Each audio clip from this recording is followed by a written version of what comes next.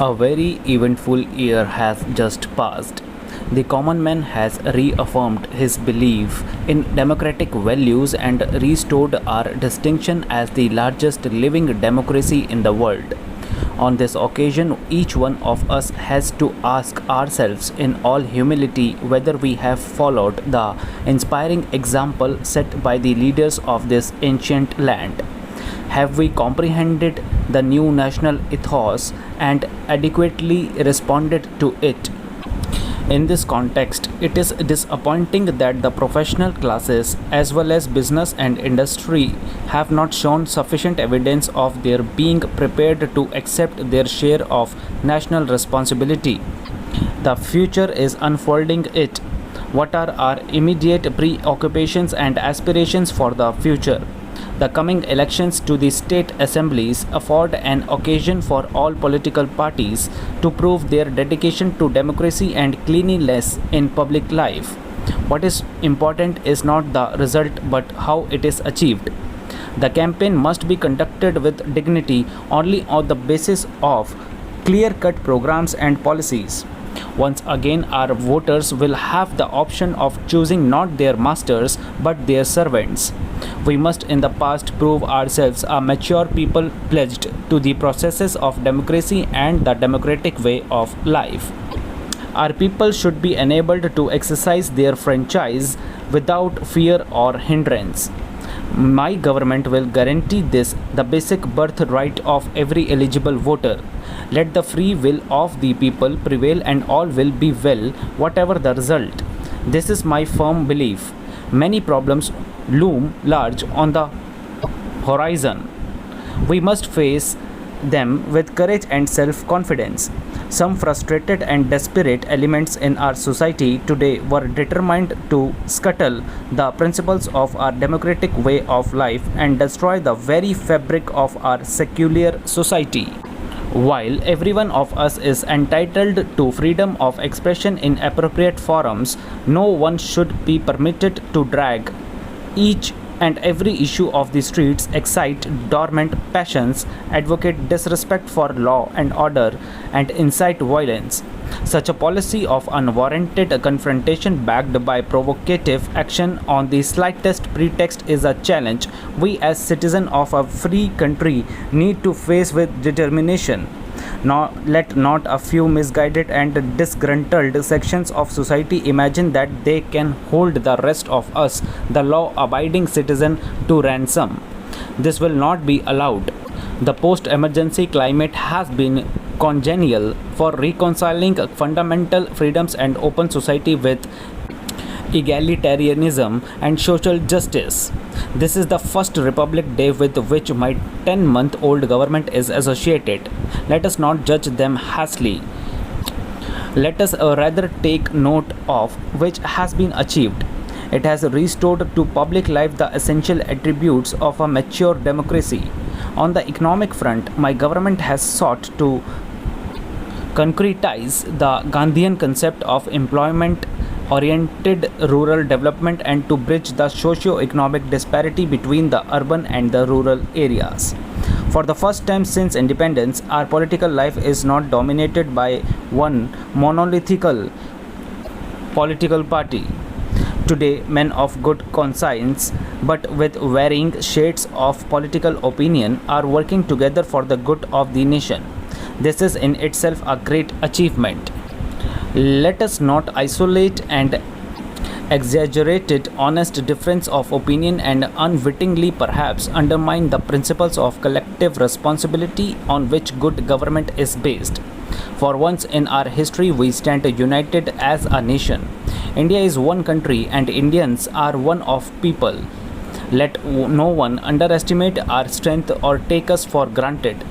Our continued progress on the agricultural front and our determination to reach the benefits of planned development to the rural areas and to the economically weaker sections of society will better the quality of life of millions of our countrymen. This requires a resolute political will and determined administrative action. to our sound and broad-based scientific and technological achievements which have been acknowledged all over the world, we have handsomely coupled research and development to take care of the future. Today we are recognized as one of the 10 most industrial advanced nations in the world. India's very significant manpower contribution to the United Nations pool of technical and administrative talent and experience is matched only by our bilateral technical assistance programs to our friends in Africa, Southeast Asia, and West Asia. While we may take justifiable pride in these achievements, we must guard against complacency in thought and action. On the other hand, we must forge ahead with hard dedicated work and the determination to succeed not only as individuals but as a nation. Our administration, relieved of its recent traumatic experience, is fortunate to have firm, dynamic political leadership. The younger generation who join the various services which compose the broad spectrum of the administration are idealistic, motivated, and have the capacity for hard work.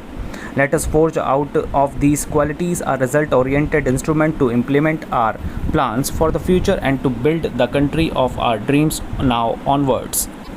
Mr. Deputy Chairman, let me take this opportunity to draw the attention of the government and also of the House to some of the important factors and the vital situation that is obtaining in the country today. The prices of essential commodities are soaring up like anything. The prices of even food grains and edible oils are increasing day by day, and the life of the common man is becoming miserable. There is no use of preaching to the business people, black marketeers and hoarders. Unless the government takes some stringent action against the black marketeers and hoarders, I do not think the business community, which is bent on making money, only interested in its business of making money. The business community is not there to do any social service to the people. They are there only to make money. As such, black marketeers and hoarders should be punished, and I may even ask why the milega should not be used against such undesirable elements in the country. When the Congress government used the milega against black marketeers and hoarders, the opposition parties and political leaders wanted all the political leaders to be released from jail, and that not a single political leader should be kept inside the jail in the name of black marketing. But at the same time, they never wanted the undesirable element to be let out. Now I appeal to the government to find out whether undesirable elements like black marketeers and hoarders could be booked. At the same time, full liberty should be given to the courts of law, and the courts of law should not be closed to those people. Now we find the Prime Minister of the country making appeals to the business people. But how long do you go on making appeals to them to lower the prices? So I appeal to the government to see that the prices of essential goods are reduced so that they come within the reach of the common man. Sir, the agricultural production is going down because the prices of fertilizers are going up. The cost of agricultural production is shooting up day by day, and the backbone of the agriculturist and the small farmers have been broken today. He is not in a position to do his cultivation. I say that the small marginal farmer does not get credit facilities from the government or from the bank. So I appeal to the government to help the agriculturist and the small farmers so that they may do their cultivation work properly and the agricultural production of the country is increased. We were pleading that a crop insurance scheme should be chalked out so that it would give relief to the farmer. His crop has to depend on the vagaries of nature. Sometimes there are droughts and sometimes there are heavy floods and all that. So there should be a crop insurance scheme. I hope the government will consider this matter. Then there is the question of excise duties on BDs. I do not know why the government did not leave this item. BD is used by the commonest man and it is not a luxury item. I appeal to the government that even at this late stage, they should reconsider their stand. They should not be dogmatic on this matter and they should not take it as a prestige issue. After all, BD is being consumed by the commonest man.